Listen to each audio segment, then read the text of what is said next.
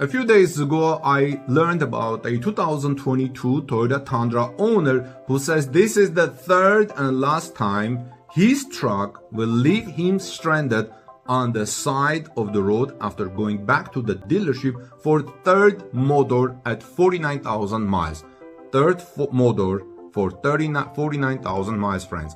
I'm so glad I've kept an eye on several Toyota Tundra groups and pages on social media to keep up with the problems of the new Tundras.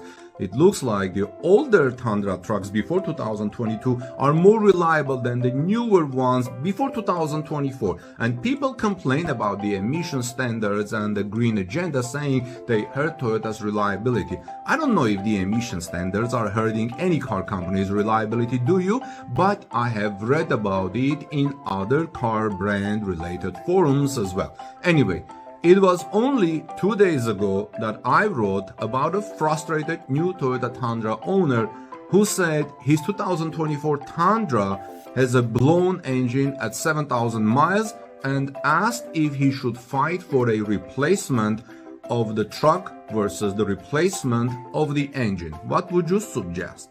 Many of you commented under that article and the video Torque News and gave him good suggestions. But now I'm seeing another very hot discussion in the 2022 plus Toyota Tundra owners group on Facebook, in which a man named David Wallace posted the picture of his 2022 Tundra going to the dealership for the third time for a very frustrating reason. Wallace says, quote, "My 2022 is going back to the dealership, third motor going in. First engine replacement happened at 30,000 miles. This one is at 49,000 miles. Engine locked up while cruising down the highway at 60 miles per hour. This is the third and last time this truck will leave me stranded on the side of the road."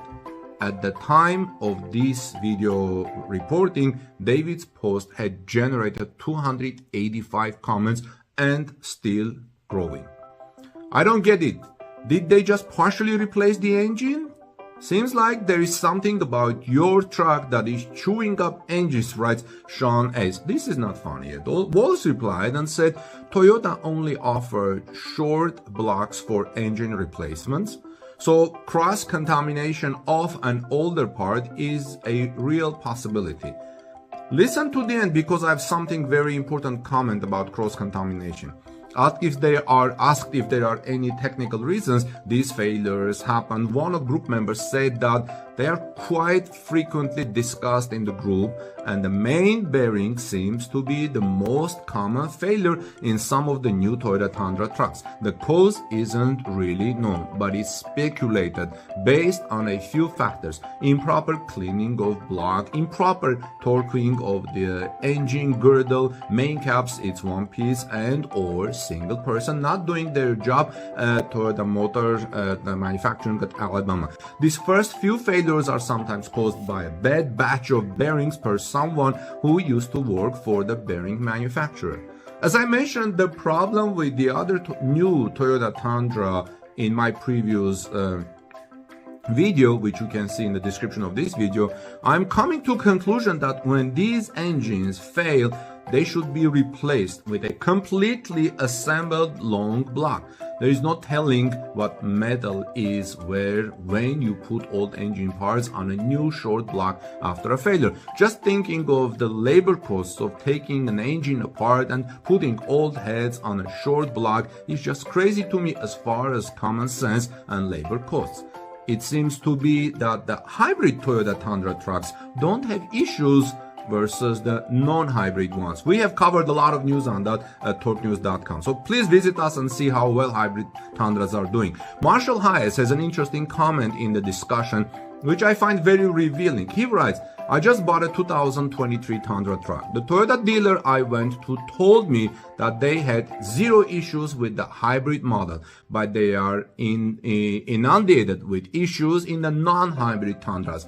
Must be some failure point there that the hybrid doesn't experience." I don't know. In this case, my advice would be this. You need to test drive both the hybrid and the gas-only version of this Tundra truck to help you decide which model best fits you and your driving needs. My view on this situation is following. David, that's incredibly frustrating to hear about your Tundra's engine problems. 2 engine replacements in under 50,000 miles are definitely not what you expect from a new Toyota or from any car brand. Glad you're safe after the engine locked up. That could have been dangerous on the highway. Imagine driving at 60 miles per hour and then your engine locking up. And this is happening 3rd time. Have you reached out to Toyota directly and explained the situation versus going to the dealership? They should definitely be stepping up to resolve this issue with you. Maybe some other Tundra owners in the group have similar experiences that are watching this video and can offer advice on how to deal with Toyota. Friends, let me know your thoughts in the comment section below. So I would greatly appreciate it. What you would do if you were in similar situation. Now I want to read a couple of more comments. I published this video news under torquenews.com and I have seen very interesting comments from people who have read the story. So I want to read some of them to you and you guys let me know. One person says, I would say go upgrade to the last generation with the 5.7. Another person says, or maybe find a Ford vehicle, Ford trucks, as 150 Ford trucks are known to be great trucks.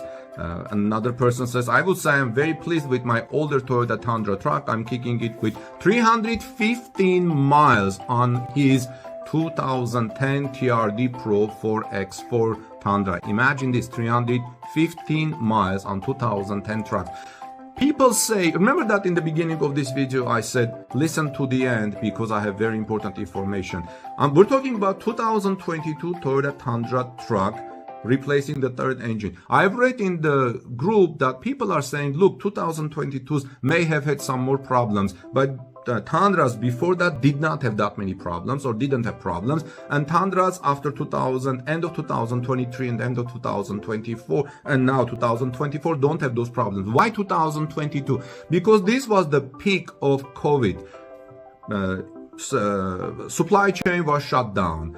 Car companies were struggling to find supplies, were struggling to find parts, and sometimes their traditional suppliers were not available. And guess what? They were going wherever they can find parts, and these new part companies were not necessarily up to the par, not necessarily up to the standard. And here we go, we have issues here. Another person says, I'm looking at the comments there, all of this leaves me very concerned. I just traded my 2010 Tundra TRD 404 for 2024 limited crew max. So he traded his 2010 with 2024 and he is confused. His name is Richard. Richard says the 2010 had only 128,000 miles and was in perfect condition but was rusting in the bed very badly. So don't blame Tesla Cybertrucks only. Tundras rust too. It seems it's either rust with reliable powertrain or no rust with unreliable powertrain. You expect more from Toyota. Yes, indeed. You can see all of these comments by coming to torquenews.com/Toyota to read these stories, friends. This is Armen Harian from torquenews.com. Let me know what would you suggest to this person whose 2022 Toyota under 50,000 miles has been going for the 3rd and hopefully the last engine replacements. God bless you, everyone. If you found this report interesting, please share in Toyota forums and in social media. Maybe other people should know about this, and perhaps be very careful when they make their decisions in buying vehicles and trucks. Have a great day. See you soon in our next report.